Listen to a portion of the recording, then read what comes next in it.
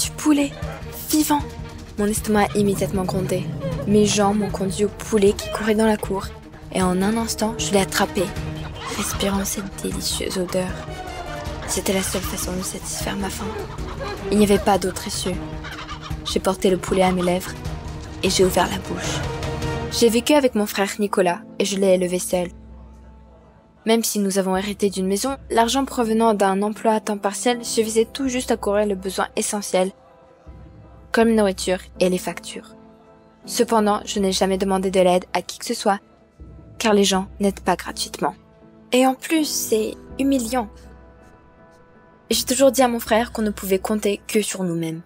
On s'est débrouillé bien ensemble, mais un jour, j'ai eu très mal au ventre. Les pilules n'ont rien arrangé et j'ai dû aller à la clinique. Après l'examen, les mots du docteur m'ont horrifiée. Il a dit que j'avais une maladie rare et dangereuse. Mon estomac était autodestructeur et nécessitait d'une opération coûteuse. J'ai eu les larmes aux yeux. Je n'ai pas ce genre d'argent. Mais le médecin m'a soudain informé qu'il disposait d'un développement expérimental pour de tels cas. Un mécanisme qui s'attache à l'estomac et l'empêche de se rompre. Et le mieux, c'est qu'il est entièrement gratuit. Car le traitement est encore en phase de test. Je me suis méfiée. L'aide gratuite était suspecte, mais je me suis souvenue de mon frère. Qui d'autre va-t-il avoir, sauf moi? Pour Nicolas, ça vaut la peine de risquer. J'ai signé l'accord, et le même jour, j'ai été hospitalisée. Après l'opération, mon estomac a enfin cessé de me faire mal, et j'ai pu sortir de l'hôpital quelques jours plus tard. Nicolas était incroyablement heureux de me voir en bonne santé, et petit à petit, nous sommes retournés à nos vies normales. La seule chose, je me sentais toujours nauséeuse après avoir mangé, alors j'ai progressivement réduit mes portions. Chaque jour, de moins en moins, jusqu'à ce que je réalise. La nourriture ne m'attire pas du tout. De plus, je ne peux rien manger du tout. J'ai commencé à perdre du poids à cause de ça, mais j'ai essayé de l'ignorer. Peut-être que c'est juste un effet secondaire de l'opération et que ça va disparaître bientôt. C'est ce que je pensais, jusqu'au jour où un voisin est venu demander du sel. Et pendant qu'il me parlait, je ne pouvais pas me détacher les yeux de lui. Ça sent tellement bon, c'est fou! Je lui ai tendu le sel, puis le voisin est venu tout près. Je ne pouvais pas m'en empocher. L'odeur me rendait folle, mais c'est la chemise qui sentait. La seconde suivante, j'étais sur lui, essayant de mordre dans un morceau de tissu. Le voisin m'a jeté, horrifié, et s'est précipité dans la cour. Je me suis retrouvée seule avec mon bouton arraché, et je n'ai pas compris ce qui s'était passé. J'ai essayé de manger sa chemise. Quoi? Je pensais qu'il s'agissait d'un simple malentendu, mais le lendemain, alors que je me rendais à mon travail à temps partiel et que je mettais mes chaussures, j'ai aperçu la chaussure. Les lacets scintillaient si délicieusement comme le chocolat.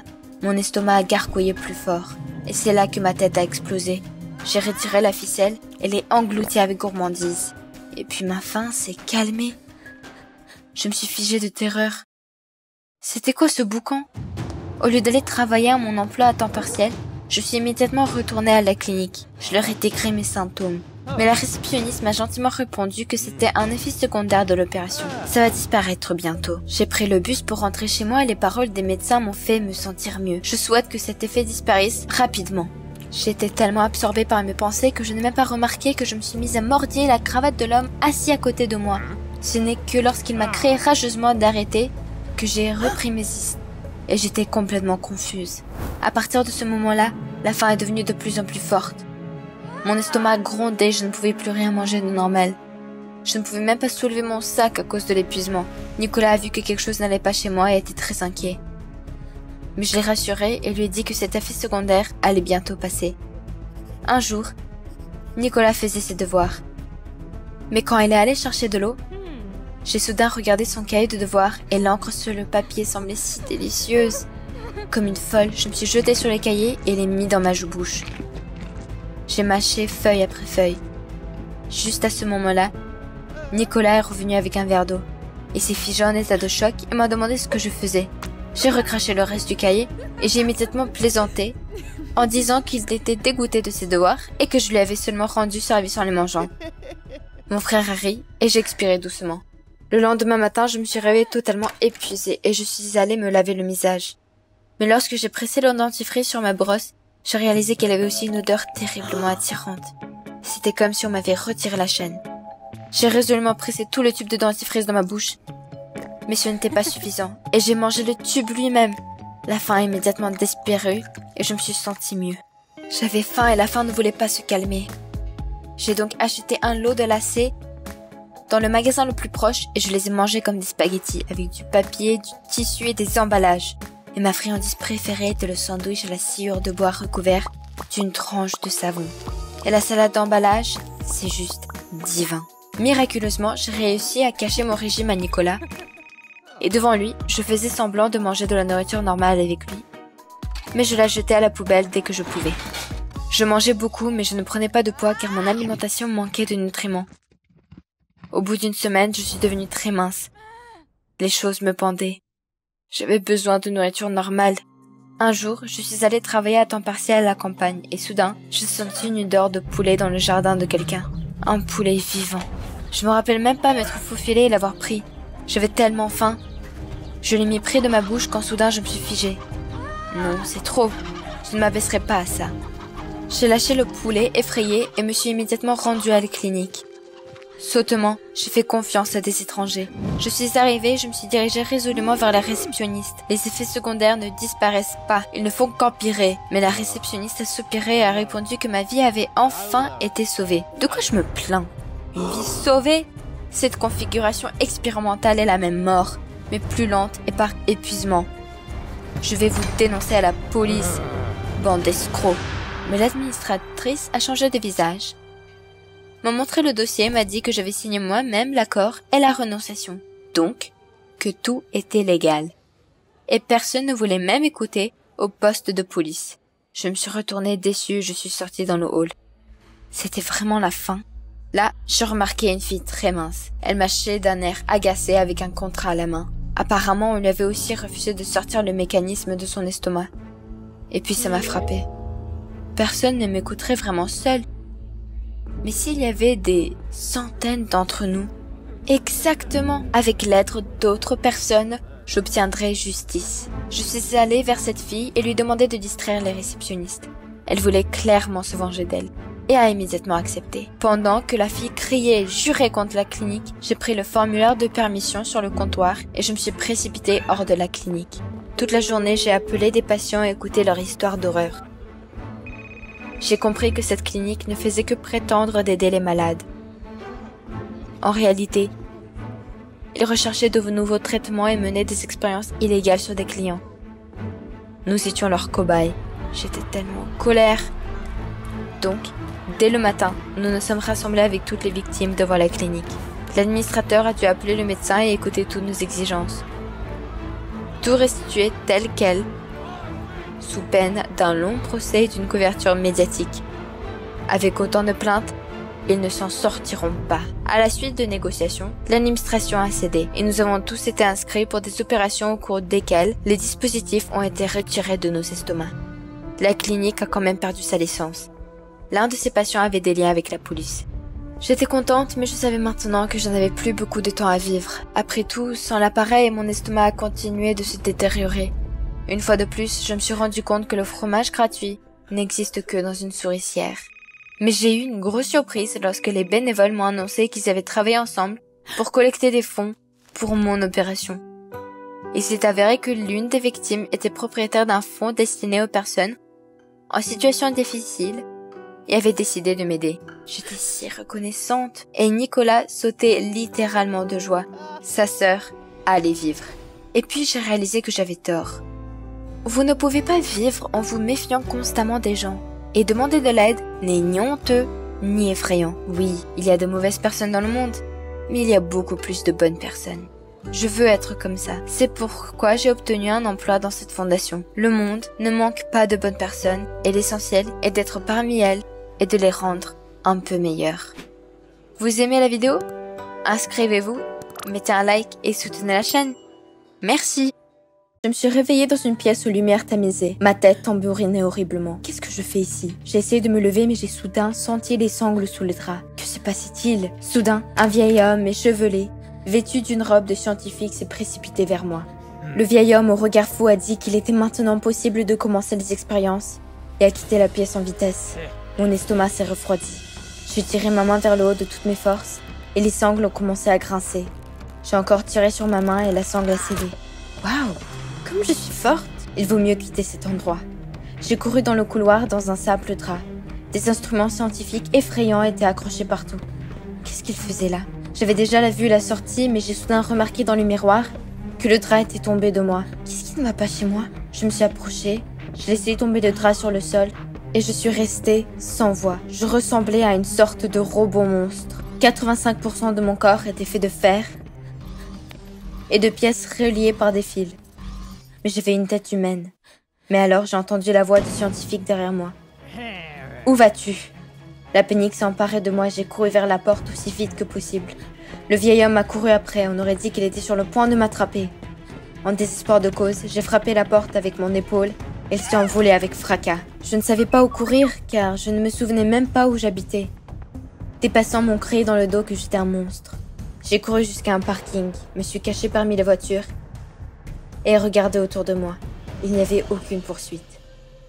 L'idée que ce scientifique effrayant m'attrape me mettait mal à l'aise. Je suis restée assise dans le parking jusqu'au soir et n'ai pas osé sortir. J'ai regardé les voitures et j'ai réalisé que la dernière chose dont je me souvenais était d'avoir eu un accident. Et j'étais en robe de mariée. Mais je ne savais pas encore si j'étais un robot. Mes souvenirs étaient très fragmentés. Mais si j'avais un mariage, alors il y avait un marié, c'est déjà ça. Je devais le trouver d'une manière ou d'une autre. Lui seul pouvait m'aider à me rappeler qui j'étais vraiment. La nuit est tombée, je me suis aventurée hors de ma cachette pour trouver un endroit plus calme. Soudain, une lumière rouge a clignoté sur ma poitrine. Je ne l'ai pas remarqué au début, mais bientôt ma vision a commencé à s'assombrir. Peut-être que j'étais à court de charge, comme sur mon téléphone. J'avais besoin d'essayer de me recharger. Oh mince! Une voiture électrique est passée devant moi sans faire de bruit. J'ai à peine réussi à sauter pour m'éloigner. Mais stop, elle était aussi chargée d'une manière ou d'une autre. Je devais trouver d'urgence une station de recharge pour véhicule électrique. Avec mes dernières forces, j'ai avancé péniblement sur la route. J'ai cru que j'allais m'évanouir quand j'ai vu les lumières d'une station au loin. Si seulement il y avait des bornes de recharge électrique. Je me suis approchée discrètement de la station. J'ai regardé autour de moi et je ne vis aucun fil. Seulement des tuyaux avec de l'essence. J'étais désespérée. Mais soudain, dans le coin, j'ai remarqué un endroit avec un fil. Le préposé de la station était endormi derrière la caisse enregistreuse. J'ai rampé jusqu'au fil, je l'ai arraché et je l'ai branché dans la prise de ma poitrine. Et waouh, ça m'allait. La lumière a cessé de clignoter et j'ai senti mes forces revenir. Mais une voiture s'est arrêtée à la gare et a braqué ses phares sur moi. J'ai regardé autour de moi. Le gardien de la station s'était réveillé et m'avait déjà remarqué. Je ne voulais pas être arrêtée pour vol. J'ai décollé et en quelques secondes, j'étais déjà très loin. Quand j'ai été sûre qu'il n'y avait pas de poursuite, je me suis arrêtée et je me suis assise sur le banc. Est-ce que je devais voler de l'électricité dans les stations pour le reste de ma vie maintenant? Dans mon désespoir, je n'ai pas remarqué un type qui s'approchait de moi. Je voulais m'enfuir, mais il a commencé à m'examiner avec les mots « Waouh! Quel costume !» De quoi parlait-il? Soudain, le type m'a demandé un lien vers mon TikTok. C'est quoi TikTok? Le gars Harry m'a montré l'application et 2 comptes favoris, Mermaid et Fire Girl. Des super-héroïnes populaires. Il a décidé que j'étais pareil. J'ai refusé, mais le type a pensé que j'étais modeste et a quand même pris une photo avec moi. Je n'arrivais pas à croire que quelqu'un puisse m'apprécier, car un tas de gens dans la rue m'avaient traité de monstre. Quand il est parti, j'ai pensé à ce qu'il avait dit. Si cette sirène a réussi, je pouvais aussi devenir célèbre. Et alors le marié de mon passé me verrait et me retrouverait. C'était le seul moyen de savoir qui j'étais vraiment, un robot ou un humain. Mais j'avais besoin d'argent pour les téléphones. Le lendemain, je suis allée au parc. J'ai décidé de prendre des photos avec les enfants pour de l'argent. Le gars a bien voulu prendre une photo avec moi. Au début, personne ne m'a approché, je pensais déjà que c'était une idée stupide. Mais petit à petit, toute une file d'attente s'est formée pour moi. Il s'est avéré que les gens aiment les robots. Mais plusieurs fois, les enfants m'ont traité de transformer. J'ai essayé de ne pas y prêter attention et à la fin de la journée, j'avais assez d'argent pour un smartphone. Le lendemain, je me suis inscrite sur TikTok et j'ai fait quelques vidéos sur ma vie. J'étais si inquiète quand je les ai téléchargées. Et pourtant, 500 personnes se sont abonnées à moi chaque jour. Quelques semaines plus tard, je faisais déjà partie des blogueurs les plus populaires et j'ai même pu louer un appartement. Je ne pensais pas que ce serait si facile. Les gens ont écrit des centaines de commentaires. Mais personne de ma vie précédente n'est jamais apparu. Et je voulais tellement savoir, étais-je un robot? Ou étais-je née humaine? Je ne savais même pas qui j'étais. Mais en tout cas, je savais que j'avais des sentiments. Mais les fans ne s'intéressaient qu'à ma façon de charger et à savoir si je pouvais toucher de l'eau. Une fois, un follower avec le surnom Joker a demandé comment était mon humeur. J'ai été surprise car tout le monde pensait que les robots n'en ont pas. Le Joker a presque immédiatement proposé de me rencontrer et j'ai accepté. Il m'a parlé comme si j'étais une personne ordinaire. Le lendemain, je l'attendais au café. Un type s'est assis à ma table et s'est présenté comme le Joker. Son visage était marqué de cicatrices et j'étais terrifiée. Il a immédiatement tendu la main vers moi et a commencé à répéter « Ne me quitte pas, je t'aime !» Bon sang, c'est un psychopathe. J'ai marmonné que j'avais beaucoup à faire et j'ai couru aussi vite que possible. Le Joker a commencé à m'écrire sur tous les médias sociaux, mais je l'ai bloqué partout. C'est ça. Plus de rencontres en face à face avec les fans. J'ai continué à utiliser TikTok en espérant que quelqu'un de mon passé me remarquerait, mais rien ne s'est passé.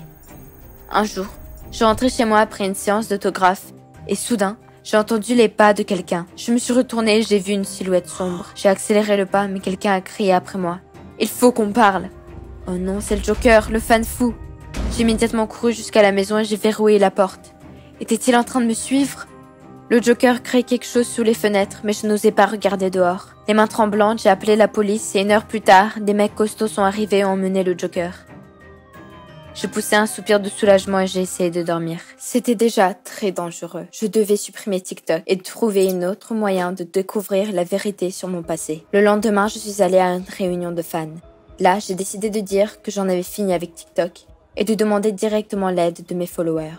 Lorsque tout le monde s'est rassemblé, j'ai pris une profonde inspiration et j'ai dit « Mes amis ». Je ne me souviens pas vraiment de mon passé. Je ne sais pas si je suis vraiment un robot ou un humain. La salle s'est tue. Je n'aurais probablement pas dû dire cela, mais le public a soudainement éclaté de rire. De tous les côtés, on entendait « Elle fait la poule !» Je ne m'étais jamais senti aussi blessée de ma vie. En désespoir de cause, j'ai couru vers la sortie arrière. Aucun de mes fans ne m'a cru. Quelle idiote j'étais. Quand j'ai ouvert la porte de derrière, j'ai heurté quelqu'un. J'ai commencé à m'excuser, mais j'étais décontenancée. C'était le scientifique. Il avait l'air encore plus effrayant qu'il y a un mois. J'ai reculé, mais il a sorti une télécommande de sa poche et appuyé sur un bouton. Je me suis immédiatement effondrée sur le sol. Qu'est-ce qui se passait? Je ne pouvais même pas bouger. Le scientifique a pris ma main et m'a traînée sur le sol. « Aidez-moi !» Mais personne n'a entendu mes cris. J'étais finie. Le scientifique m'a fait monter dans sa voiture et marmonnant que les expériences n'étaient pas encore terminées, il a pris le volant. La dernière chose que j'ai vue, c'était le Joker, confus, assis dans la voiture devant le club. À ce moment-là, la lumière rouge sur ma poitrine a clignoté à nouveau et je me suis évanouie. Je me suis retrouvée dans la même pièce. Le scientifique a murmuré doucement qu'il était déçu de mon comportement. J'espère que le prochain modal sera plus accommodant, a-t-il ajouté. Le scientifique a sorti une scie et l'a tenue contre ma jambe. Juste un peu, il allait me couper en morceaux. Non, s'il vous plaît. Mais soudain, j'ai entendu du bruit. La porte s'est ouverte et le Joker a couru dans la pièce. Derrière lui, la foule de mes fans rugissait. Je ne pouvais pas en croire mes yeux. Les fans ont jeté le scientifique au sol et l'ont attaché. Et le Joker a sorti la télécommande de sa poche et a allumé mon corps. Je n'ai rien compris. Pourquoi aurait-il fait ça? Il était mon fan fou. Mais le Joker a demandé brusquement. « Tu ne me reconnais pas, Jen ?» J'ai froncé les sourcils, perplexe. « De quoi parles-tu » Le Joker a souri et a dit qu'il s'appelait Kyle. Il était mon marié. Et quelque chose m'est arrivé le jour de mon mariage. Ces mots ont rendu ma gorge sèche. Alors, je l'avais devant mes yeux pendant tout ce temps. Kyle m'a dit que nous nous aimions depuis l'enfance et que nous voulions nous marier, mais le jour du mariage, nous avons eu un accident. Kyle a été sauvé et il s'en est sorti avec des cicatrices. Et puis, il a arrêté de parler. Que m'est-il arrivé? Kyle a hésité et a dit « Et tu es morte sur les lieux de l'accident. » Je ne pouvais pas le croire. Mais comment? Je suis là, je suis vivante. Kyle a dit qu'avant les funérailles, mon corps avait été volé et qu'il avait essayé de me retrouver, mais en vain. Il ne croyait plus qu'il réussirait, mais soudain, il a vu un interview d'un robot qui avait mon visage. Il pensait qu'il l'imaginait, mais il m'a trouvé sur TikTok et était stupéfait. J'étais vivante. Les larmes me montaient aux yeux, et soudain, j'ai vu dans le visage défiguré du Joker mon cher Kyle, que j'avais tant aimé toute ma vie. Oh Kyle, c'est si bon que tu m'aies retrouvé. Quelques mois plus tard, nous nous sommes mariés. Tout le pays a parlé de notre mariage. Après cela, 2 fois plus de personnes m'ont suivi, mais je m'en souciais plus. Il me suffisait d'avoir une personne qui me voyait non pas comme un monstre de TikTok, mais comme une fille ordinaire qui avait aussi des sentiments. J'ai regardé Kyle et j'ai vu l'homme le plus beau du monde, sans même remarquer les cicatrices sur son visage. Après tout, l'amour et la gentillesse, c'est ce qui nous rend vraiment beaux. Vous avez aimé la vidéo? Abonnez-vous et mettez un like. Soutenez la chaîne. Merci!